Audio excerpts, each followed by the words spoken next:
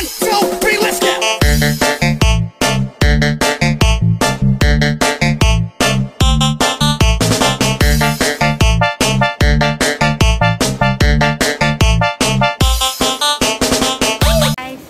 Nakita na kami ni Ate MJ.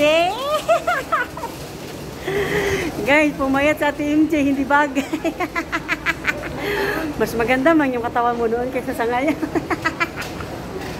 hindi pa bagay sa atin ang pumapayat. Sana all si Honey walang katawan. Friday doon, Doon. Malapit siya sa bahay namin. Kasi siya, ano lang naman siya, Kolontong, di ba? Kolontong kayo? Kolontong, oo. Ay, sige mo ka ito Kolontong. Siya, Kolontong siya. Para Sunday. Ako, Kolon. Mayroon na akong pinsan. Saan banda? Anong Kolontong? Tapos unahan yung may plaza. Kolon. Baka Kolon yun, di ba? Kolon, di ba sa ano yun? Baka doon sa ano? May banda sa may Prince Edward? Hindi. Sa Kolontong siya. Malaki kasi yung Kolontong. Balit sa kong tubig. Wala kay tubig. Dito lang yung nakain. Kung sa magkape, man ka? MJ, maglibre kag soft drinks. MJ! Soft drinks. Pepsi ra.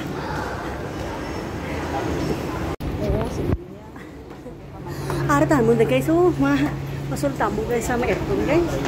Pero, ay, ginhapo-hapo is manang eh.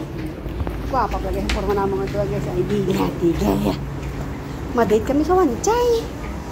Guys, grabe ya buhok guys, buhok guys, kulo pa, Diyos ko. Nakita nyo na guys ang buhok guys sa, ano, sa Voltis 5.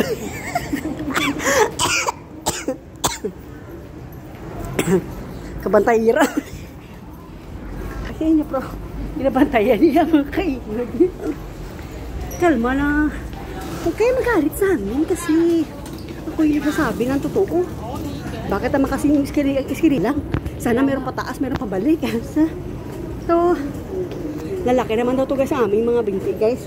Kasi, tapos mamaya, ang partner ko guys, magreklamo yun ito maghapon. Sabi, sana hindi na lang kita nakasama kasi pagod na naman ako, masakit na may binti ko. Tingnan mo, nung Biyernes, hindi ka kasama o ka nakapagpahinga. Nakapagpahinga siya guys yung Biyernes. Tapos samantala nung Huwebes, nag-iisa ako, hinayaan niya ako mag-isa. Yan yung gusto namin kasama kasi lagi kami nasa galaan. Hindi kami lagi nakahiga.